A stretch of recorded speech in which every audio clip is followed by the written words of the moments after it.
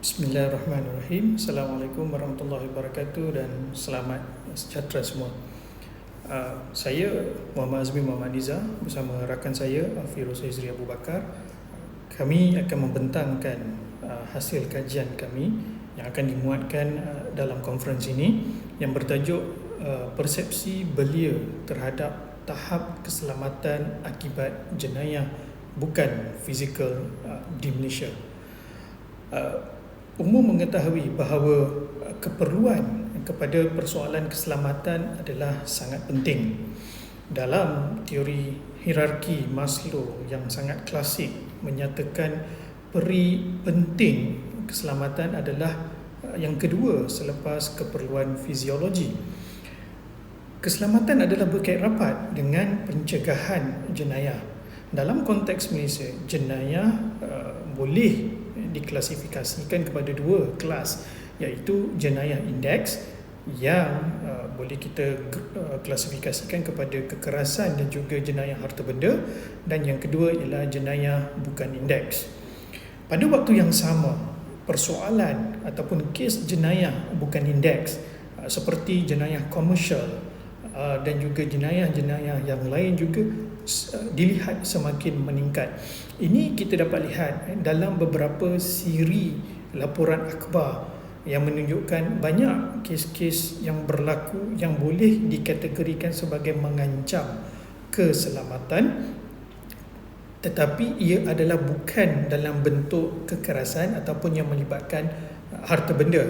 Sebagai contohnya, kes jenayah yang melibatkan anggota polis, anggota keselamatan, kes jenayah yang melibatkan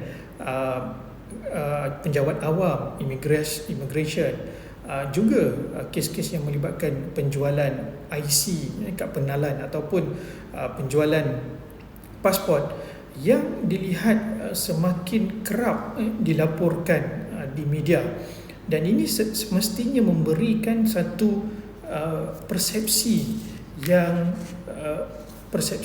negatif terhadap tahap keselamatan Malaysia itu sendiri.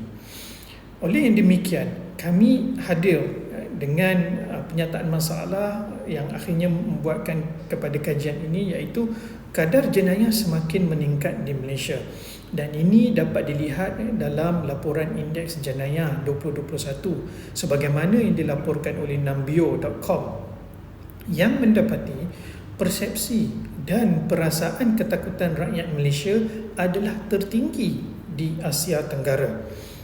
Laporan ini berbeza dengan laporan yang lain, sebagai contohnya laporan rasmi daripada Jabatan Jenayah Komersial ataupun laporan daripada Malaysia Statistik.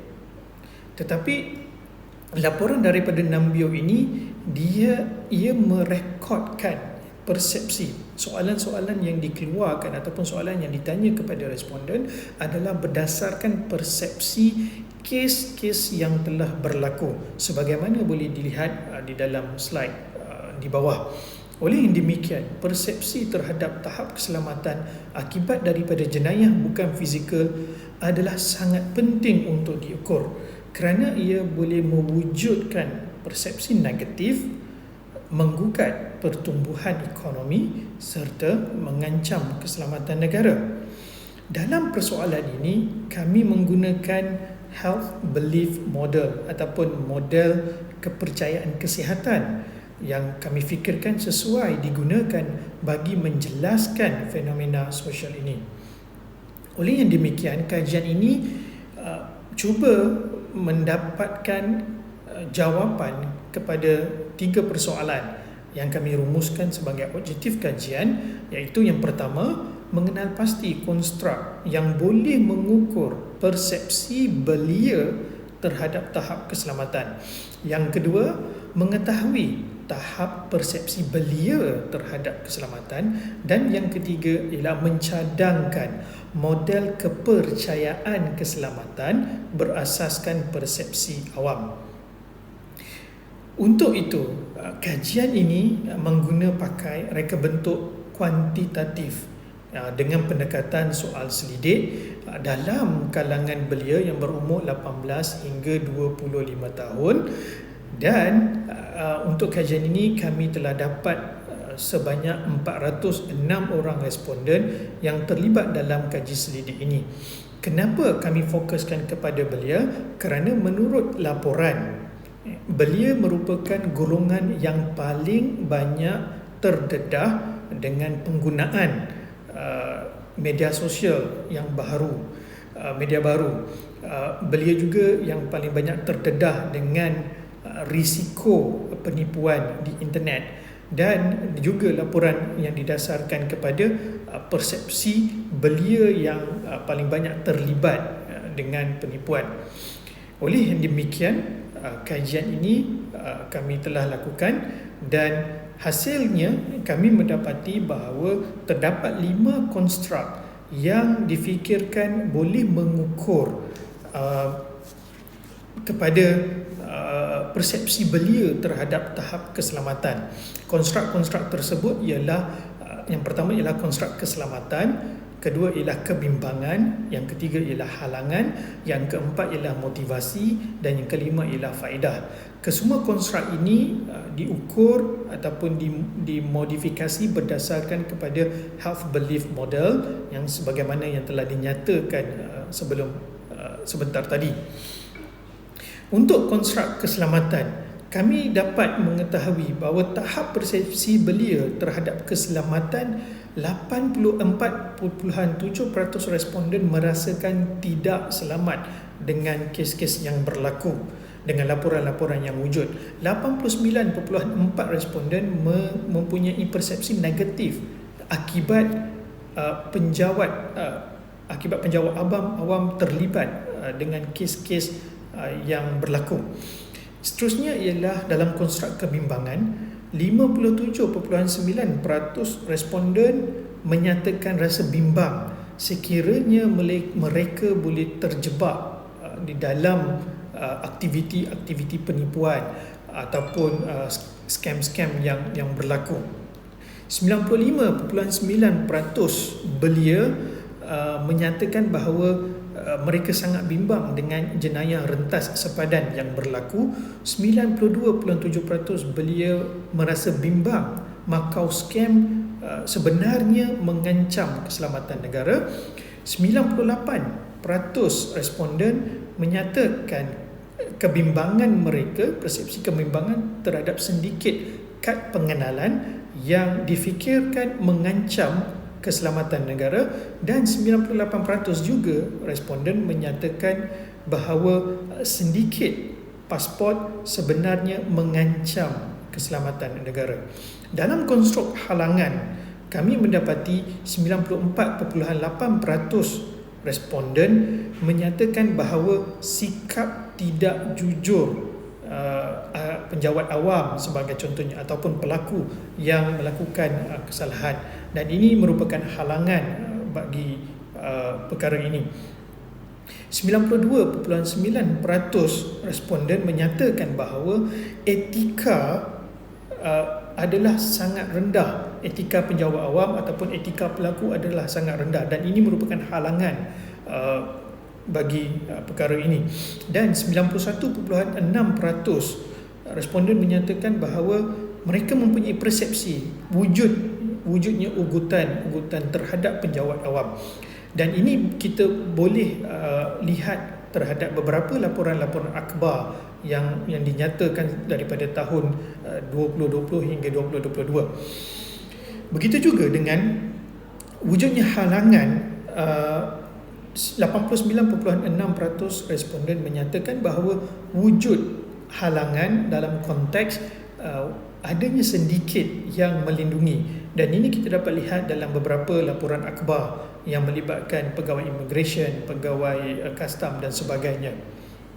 Dalam konteks ataupun dalam konstruk motivasi, 98.6% responden menyatakan bahawa kerajaan mesti tegas dalam menangani isu-isu keselamatan ini.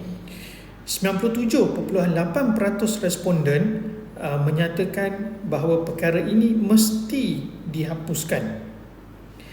49% responden menyatakan persepsi negatif mereka bahawa hanya kerajaan sahaja yang boleh menjamin keselamatan dalam negara, dan ini sebenarnya dapat dilihat dalam penglibatan NGO ataupun CSO yang lebih banyak memainkan peranan berbanding kerajaan semata-mata.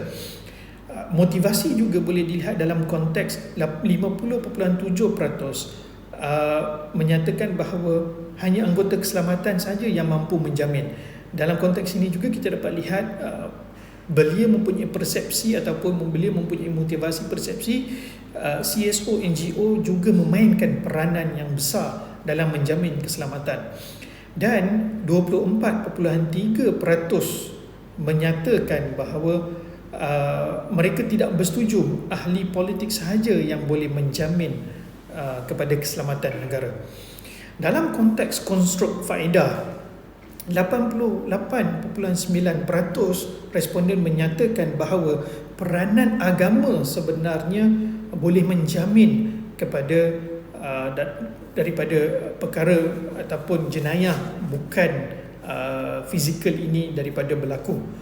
84.5% menyatakan bahawa etika seseorang individu itu sebenarnya boleh mengekang daripada berlakunya jenayah bukan fizikal, dan 89.9% menyatakan bahawa kesedaran sivik adalah sangat penting bagi mengekang jenayah bukan fizikal ini daripada terus berlaku.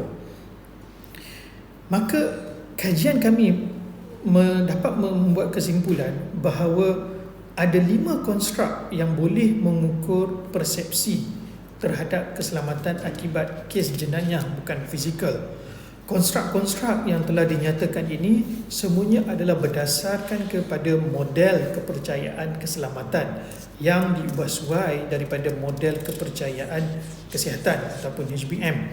Dan kita juga mengetahui bahawa belia mempunyai persepsi yang pelbagai. Majoritinya ialah sangat negatif terhadap kes-kes yang telah berlaku, mempunyai persepsi yang positif dalam fungsi ataupun peranan CSO ataupun NGO ataupun masyarakat secara keseluruhan, dan seterusnya ialah kita mengetahui bahawa persepsi belia terhadap peranan agama, kesedaran sivik dan juga etika adalah sangat penting daripada dalam proses untuk kita mengekang kes-kes jenayah bukan fizikal yang sebagaimana telah dilaporkan.